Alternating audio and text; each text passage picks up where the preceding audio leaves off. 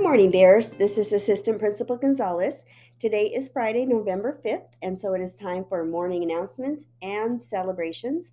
We have a number of individual celebrations and classroom celebrations. We also have the answer to last week's mystery picture and a new mystery picture for you today. And we're going to start something new. We are going to share a joke of the week. And I'm going to do my best, but I want to ask you also to submit some jokes. And also, if you get permission from your families and your teacher, videotape yourself saying a joke, turn it in, and you might be featured on a joke of the week as well. So here's my joke. Did you hear about the two fish swimming in a tank? Yeah. One turns to the other and says, "Do you know how to drive this thing?" I have to work on my delivery. On we go. It's time for our story.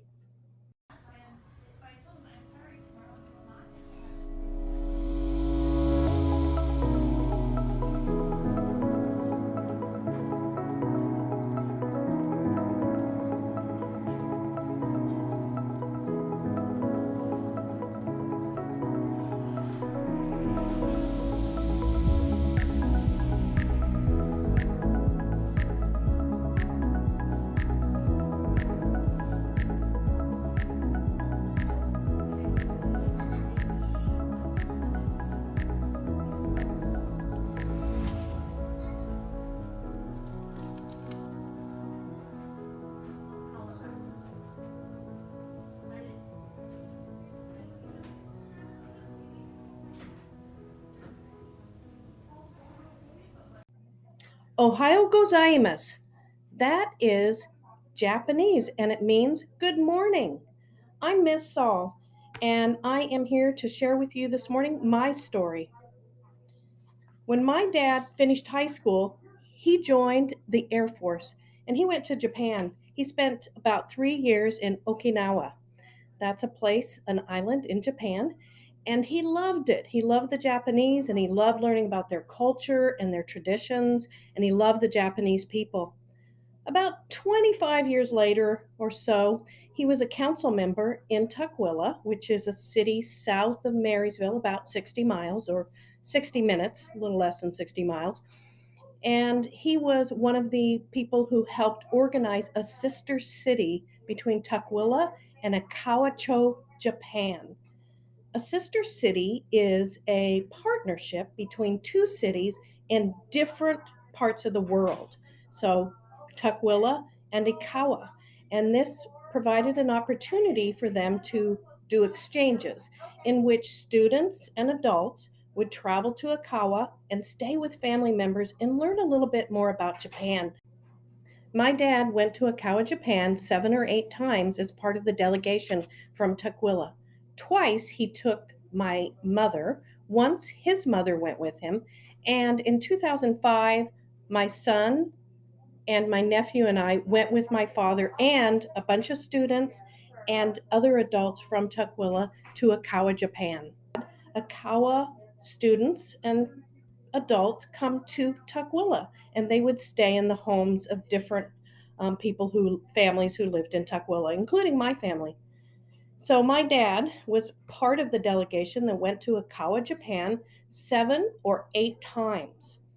That's a lot. Those are a lot of trips. So many he couldn't keep track of exactly how many he missed. But you don't have to travel to Japan to learn about the Japanese and their traditions and their culture. And you probably already know a lot about Japan. For example, does anyone collect these cards? This is a Pokemon card. They call them Pokemonsters, Pocket Monsters. And this is actually Oddish, one of my favorite. Pikachu, too. Who doesn't love Pikachu? You've also probably might be a fan of anime, either anime books or even films. You've probably seen some films. For example, My Neighbor Totoro. You also may have eaten sushi, so you might already know a little bit about Japanese culture. Also, maybe you know something about origami.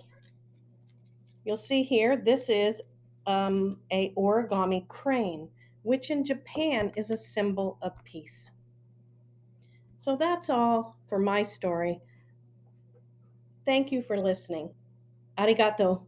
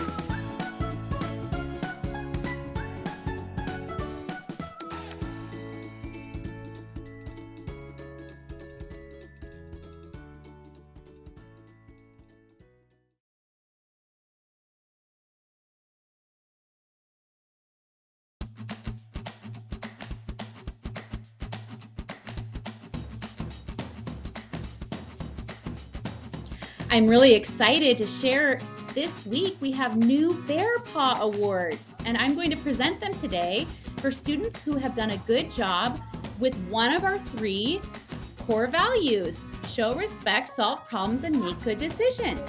The first one is for Beckett in Doherty's class for showing respect. He's awarded for being polite, kind, and respectful to students and staff. He has manners and is a good role model for other students. The next one is for Maverick for making good decisions to stay on task and take ownership of his learning on new math concepts.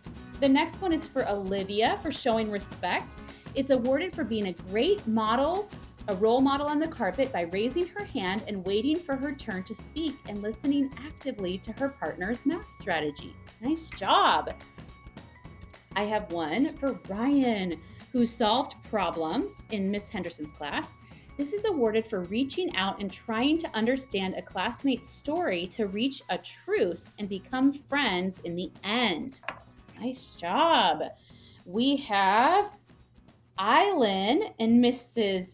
M's class for showing respect, for frequently giving words of encouragement to her classmates, and being a patient and kind reading partner. We have one for Avery in Doherty's class for making good decisions. Avery is always a hard worker. She is on task, helps others, and is a great listener to other students, and they look up to her as our quiet leader. And we have one to April from Mrs. Gray's class for making good decisions. April's awarded this award for always making good decisions in class. She always gets her work done, she listens to all directions, and she tries hard at everything she does. Wow. This one is to Exton in Miss Maureen's class for solving problems. When Exton had a problem with another student, he worked really hard to work through the situation. He is kind and shows compassion to his classmates. I am super proud of Exton for doing what is right, even when it is challenging. And we have Lucio in Maureen's class, who also showed respect. Lucio is always kind and respectful to classmates and adults. He is a role model for our class.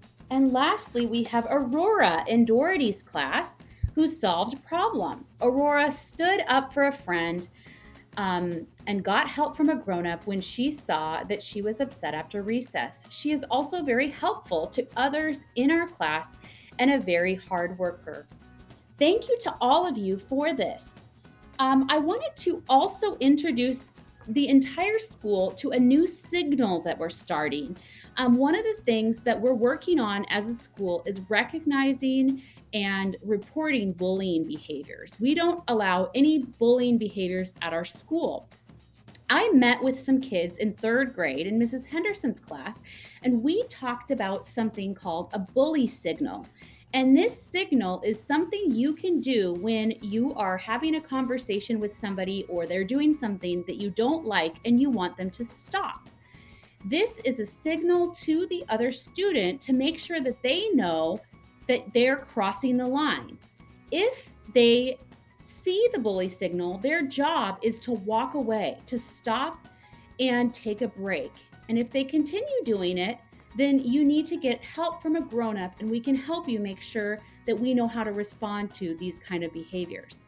So our school-wide bully signal that the third graders in this class helped me come up with is the sign language for stop, and it looks like this. Stop. So if you see another student who is being mean to you and you ask them to stop and they're not understanding and they're continuing to joke around or do whatever, you do this. And that person has to walk away. If the person doesn't walk away, then you need to get help. And that could be that you need to tell your teacher that what happened and they might have to come see me in the office. What we're trying to do is make sure to give you the power to say stop and have other kids respond so that we're avoiding having any sort of bullying behavior at our school. So this is Mrs. Witten, and I wanted to tell you this.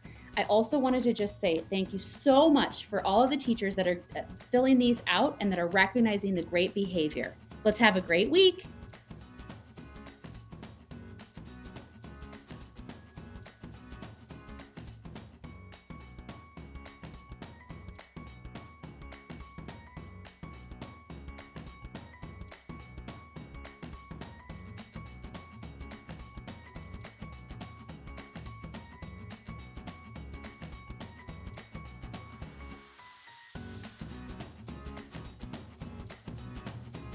And now for our Kellogg Marsh core values.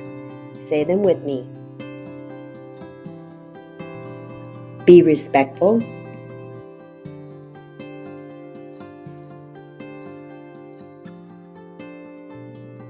Solve problems. And make good decisions.